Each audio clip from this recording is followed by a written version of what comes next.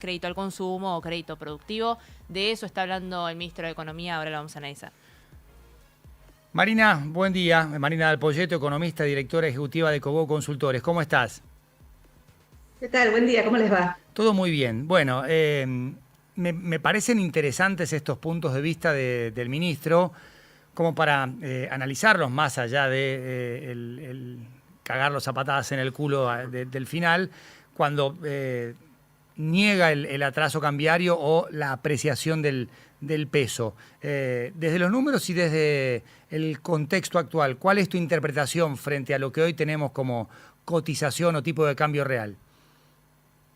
Yo te diría, dejá de un lado los adjetivos.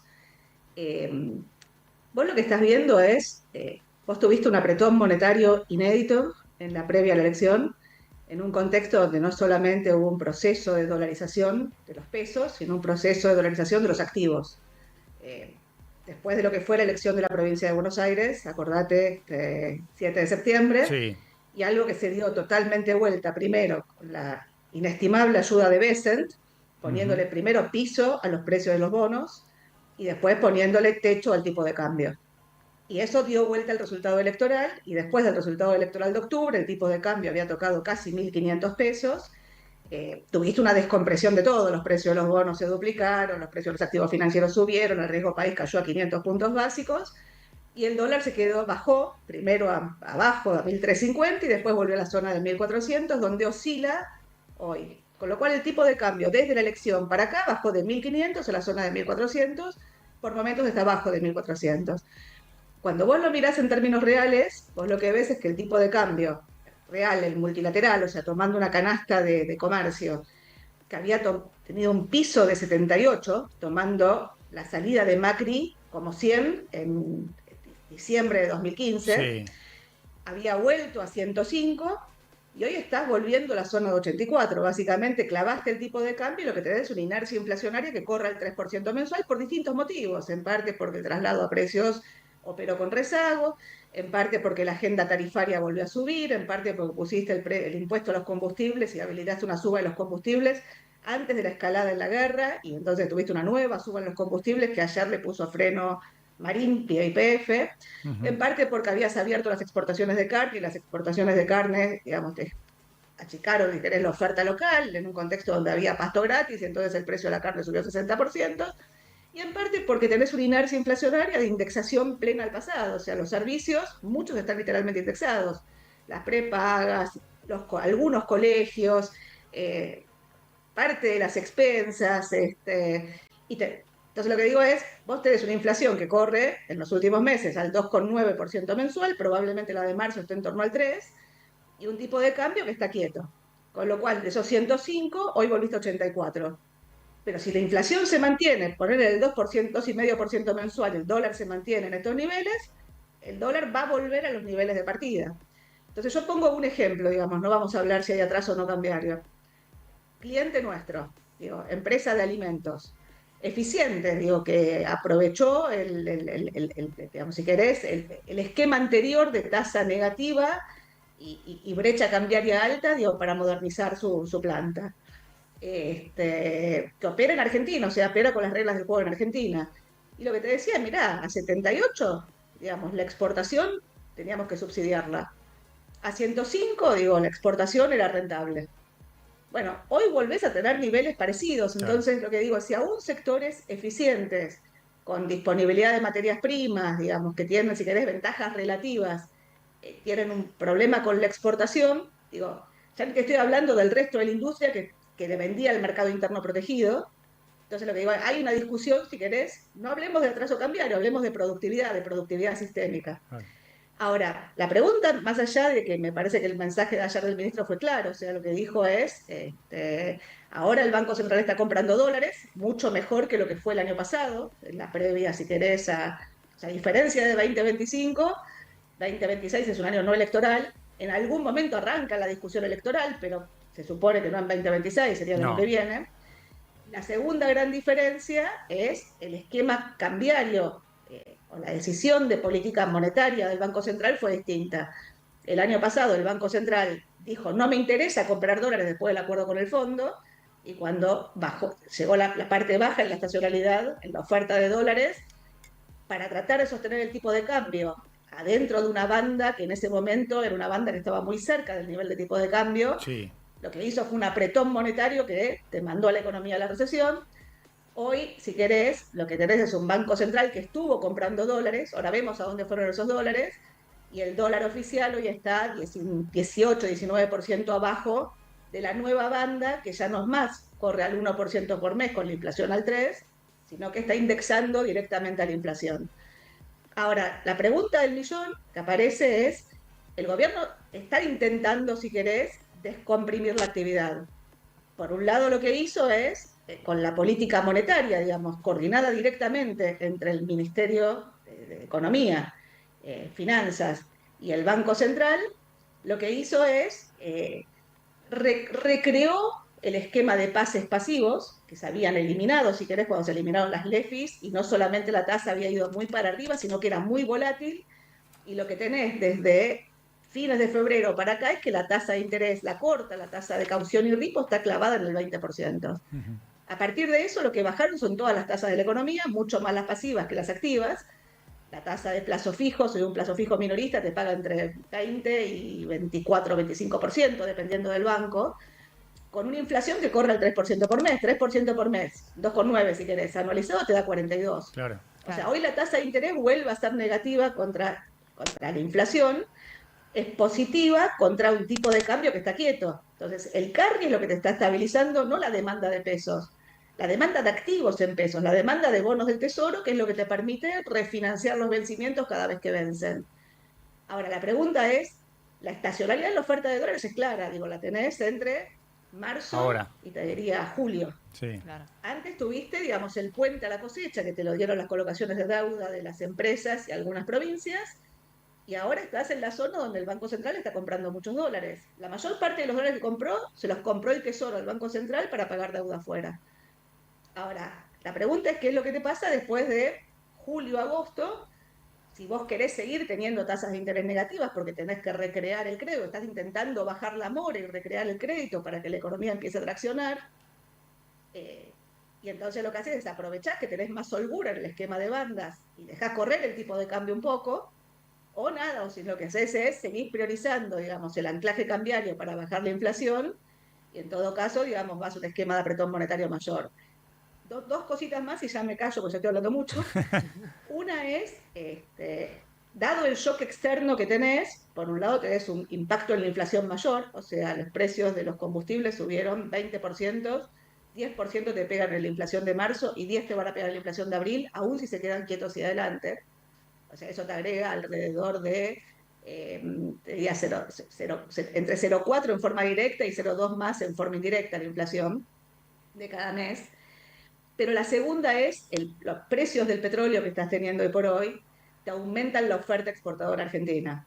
Entonces, lo que estás visualizando es una mejor balanza comercial de la que uno imaginaba a principios de año, por un lado por los precios internacionales, pero por otro lado porque como la economía, digamos, frente a la señal de tasas tan altas, salió a desarmar stocks a una velocidad muy fuerte, vos lo que viste en enero y febrero son niveles de importaciones de 5.000 millones de dólares por mes, de los cuales, de nuevo, dado el carry, se pagaron 4.000. Claro. Entonces, de golpe apareció la oferta de dólares, y esa oferta de dólares está apalancada en el carry, que el carry tiene que ver con que la tasa le gana al dólar, que nuevo, dólar quieto.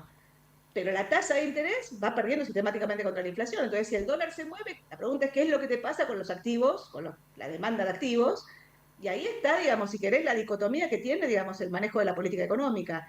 ¿Qué es lo que hace? O sea, ¿cómo juega hacia adelante? Pensando de nuevo que 2026 es no electoral, y que el año, digamos, donde se va a dirimir todo es 2027, en un contexto donde las dos preguntas que uno se hacía pensando en cómo proyectaba para adelante, una tenía que ver con la existencia de un prestamista de última instancia, mirando la elección en Estados Unidos en mitad de la guerra, en noviembre de este año. De nuevo, ¿hay un prestamista de última instancia para Argentina, como hubo el año pasado? Y la segunda pregunta es, ¿Milei puede ganar la elección sin balotaje? ¿O vamos a entrar de nuevo en una zona de, como el propio gobierno dice, riesgo cuca, donde la última colocación de deuda en dólares entre el 27 y el 28, los cálculos del propio ministro de Economía te dicen que la tasa de interés forward, o sea, la tasa de interés por ese año adicional después de la elección, es 14%. Tengo las Marina, preguntas abiertas y me callo un poco, perdón. no, está bien. Marina, ¿qué elementos estás viendo que está haciendo el gobierno para sostener hoy la cotización del dólar? Si eso es sostenible con los compromisos de deuda que tenemos para este año y si es sostenible en el caso de que en este segundo semestre, que es más vendedor y que hay escasez de dólares, ese prestamista de última instancia no esté o corra algún tipo de riesgo teniendo en cuenta las elecciones en Estados Unidos y cómo va a terminar Trump o debilitado o fortalecido después de los resultados. A ver, un poco las preguntas que formulaba yo, o sea, digo, de corto plazo vos lo que ves es el Banco Central está comprando dólares todos los días, compró sistemáticamente dólares desde que arrancó el año hasta hoy, lleva acumulado cerca de 4.500 millones de dólares, de los cuales el 80% se los compró el Tesoro para pagar afuera, y el impacto en las reservas fue, si querés, limitado. Pero está comprando dólares, o sea, mi sensación es que la señal al carry es clara, digamos, mientras compre dólares, bueno, digo, si la tasa es negativa contra la inflación, no me preocupa porque le estoy ganando, digamos, fuerte el tipo de cambio. Digo, en febrero el tipo de cambio cayó 3,5% y la tasa de los instrumentos del Tesoro era 2,6%, 5% en dólares directos. Digo, y en lo que va de marzo, el dólar cayó 0,8 promedio, y la tasa de interés bajó al 2. O sea, la tasa de interés del carry es menor, pero sigue siendo altísima en la comparación contra cualquier activo, digamos, en el mundo. Eso es un poco el juego que estás teniendo. Ahora, vos sabés que el dólar se quede quieto para que el carry siga operando con tasas de interés que te permitan que la mora en el crédito empiece a achicarse y que eventualmente arranque un nuevo ciclo de crédito. Como los tiempos son cortos, bueno, aparece el Banco Nación ofreciéndote crédito barato, o sea, línea capital de trabajo al 25% de tasa, eh, descuento de documentos al 20% de tasa, pago en cuotas, 20 cuotas sin interés. Entonces, de nuevo, pregunta del millón es, ¿cuál es la oferta de dólares? Si la oferta de dólares se sostiene en estos niveles, porque los precios internacionales se sostienen en estos niveles, y el nivel de importaciones se sostiene en estos niveles, digo, lo anómalo es que, si querés, el atraso del tipo de cambio no se está reflejando en una elasticidad de importaciones producto muy alta, o sea, en un aumento en las importaciones, en gran medida porque está todo el mundo sobreestoqueado. O sea, el año pasado la elasticidad de esa fue altísima, sobre todo después del desarme del impuesto país. Entonces, pregunta del millón es, ¿cuál va a ser la oferta de dólares que vas a tener después de julio? Y la segunda pregunta es, ¿cuál es la demanda de dólares de los particulares? Porque a diferencia de lo que tenías antes del acuerdo con el fondo, cuando tenías controles de capitales, la formación de activos externos de la gente era cero. En la previa a la elección, la formación de activos externos, digamos, fueron 6.000 millones de dólares por mes.